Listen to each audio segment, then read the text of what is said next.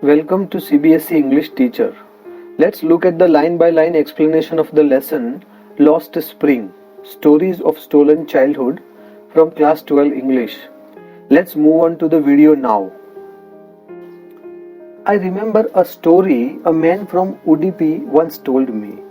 As a young boy, he would go to school past an old temple where his father was a priest. He would stop briefly at the temple and pray for a pair of shoes. 30 years later, I visited his town and the temple, which was now drowned in an air of desolation. In the backyard where lived the new priest, there were red and white plastic chairs. A young boy dressed in a grey uniform, wearing socks and shoes, arrived panting and threw his school bag on a folding bed. Looking at the boy, I remembered the prayer another boy had made to the goddess when he had finally got a pair of shoes. Let me never lose them, the goddess had granted his prayer. Young boys, like the son of the priest, now wore shoes, but many others, like the rag pickers in my neighborhood, remained shoeless. Desolation means the state of being empty. Painting means taking short and quick breaths. The writer narrates a story told to her by a man from Udupi. Udupi is a town in Karnataka. When he was a young boy, he would walk to his school. On the way, he would cross a temple where his father worked as a priest. He would stop at the temple and pray to God to bless him with a pair of shoes. After 30 years, the writer visited the town and the temple. Now the place was nearly empty. The new priest lived in the backyard of the temple. Plastic chairs in red and white color were kept there. A young boy came running. He was wearing grey-colored school uniform, socks and shoes. He had a school bag hung on his shoulders. He threw it on the bed and ran away. The writer wants to say that the financial position of the priest at the temple had improved over the last 30 years. Now he could afford shoes for these children. She was reminded of another boy who got a pair of shoes. He prayed to the goddess that he may never lose the shoes that he had got. The goddess had granted his prayer as the boy never lost his footwear.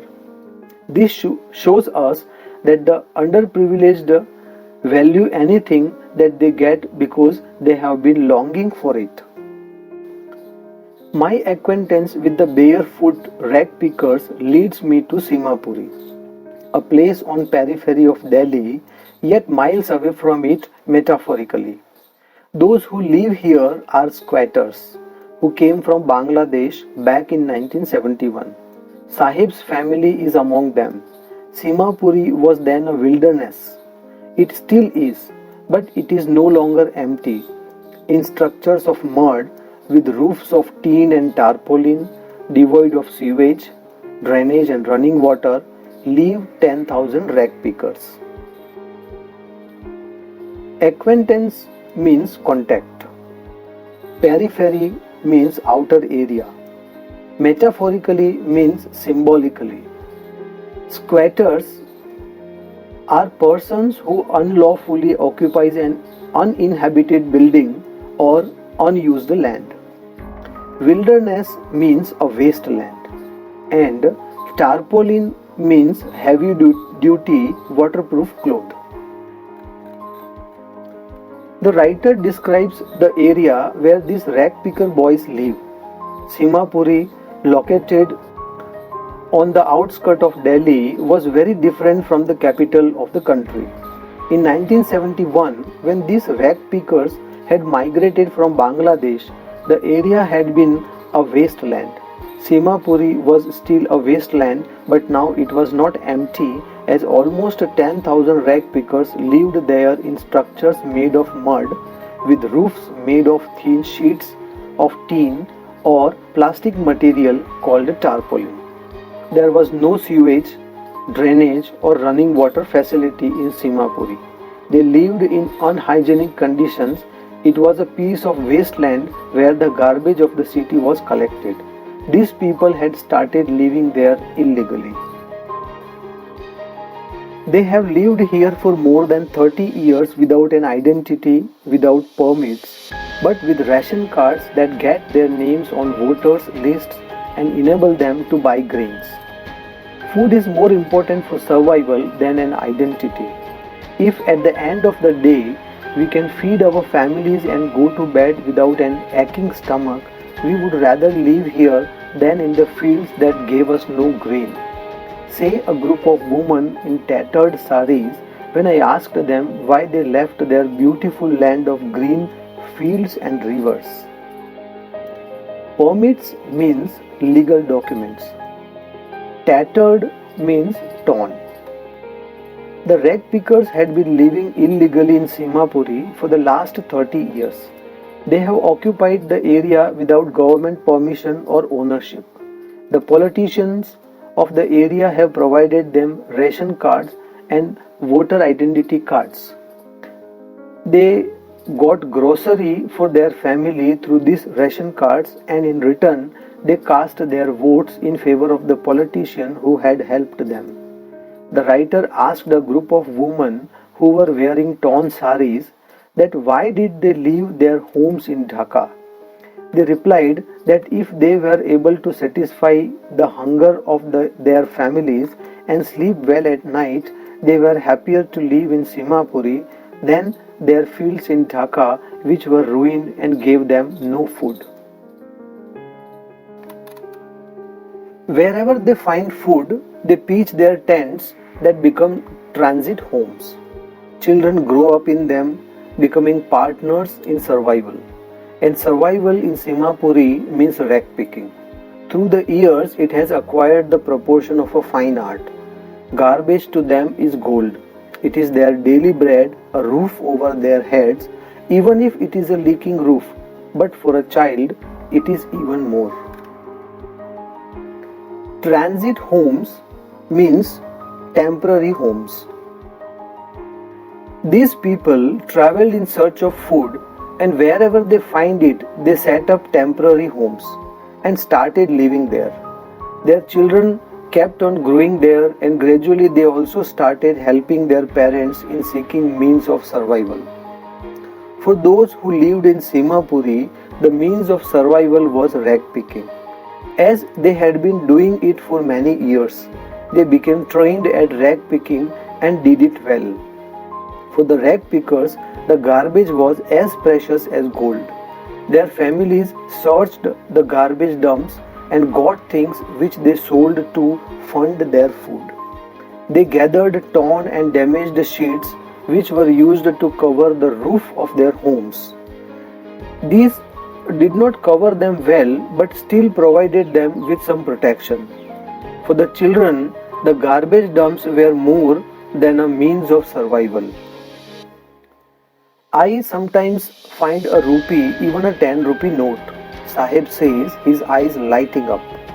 When you can find a silver coin in a heap of garbage, you don't stop scrounging. For there is a hope of finding more. It seems that for children, garbage has a meaning different from what it means to their parents. For the children, it is wrapped in wonder. For the elders, it is a means of survival. Lighting up means show joy or happiness. Sahib was happy to say that sometimes he found a rupee and even a 10 rupee note in the dumps. As one often finds even a silver coin in the garbage dump, he kept on searching, hoping to find more. For the children, the garbage dump was a means of fulfilling their dreams, although partially, while for their parents, it was a means of aiding survival by providing the basics like food, clothing, and shelter. One winter morning, I see Sahib standing by the fenced gate of the neighborhood club, watching two young men dressed in white playing tennis. I like the game, he hums, content to watch it standing behind the fence. I go inside when no one is around, he admits. The gatekeeper lets me use the swing. Content means satisfied. One winter morning, the writer saw Sahib standing by the fence of a club. He was watching a tennis game being played by two young men. Sahib liked the game but could not play it. He told the writer that he went inside the club when it would be closed. He was allowed to take swings by the guard there. Sahib too is wearing tennis shoes that look strange over his discolored shirt and shorts. Someone gave them to me, he says in the manner of an explanation. The fact that they are discarded shoes of some rich boy who perhaps refused to wear them because of a hole in one of them does not bother him. For one who has walked barefoot, even shoes with a hole is a dream come true. But the game he is watching so intently is out of his reach. Discarded means thrown away. Bother means worry. The writer saw that Sahib was also wearing tennis shoes. They did not look appropriate with his dress, which was worn out and had faded. He told the writer in an attempt to justify himself that someone gave him the shoes. She, however, figured out that he had got them from a garbage dump. They must have been thrown away by a boy from a rich family, as he did not want to wear them anymore. Probably they had a hole or two in them due to which he did not want to wear them. On the contrary, Sahib was not bothered by this fact that had no problem wearing them, as he could not afford anything better than that. He walked barefoot, and to wear a shoe even with a hole was a dream come true for him. Although due to the garbage dump, Sahib's dream of wearing shoes had been partially fulfilled, but his desire to play tennis would never be fulfilled. This morning, Sahib is on his way to the milk booth. In his hand is a steel canister. I now work in a tea stall down the road, he says, pointing in the distance. I am paid 800 rupees and all my meals. Does he like the job? I ask. His face, I see, has lost the carefree look. The steel canister seems heavier than the plastic bag he would carry so light over his shoulder. The bag was his. The canister belongs to the man who owns the tea shop. Sahib is no longer his own master. One morning, the writer met Sahib, who was on his way to the milk booth. He was holding a steel canister. He told her that he had got a job at the nearby tea stall.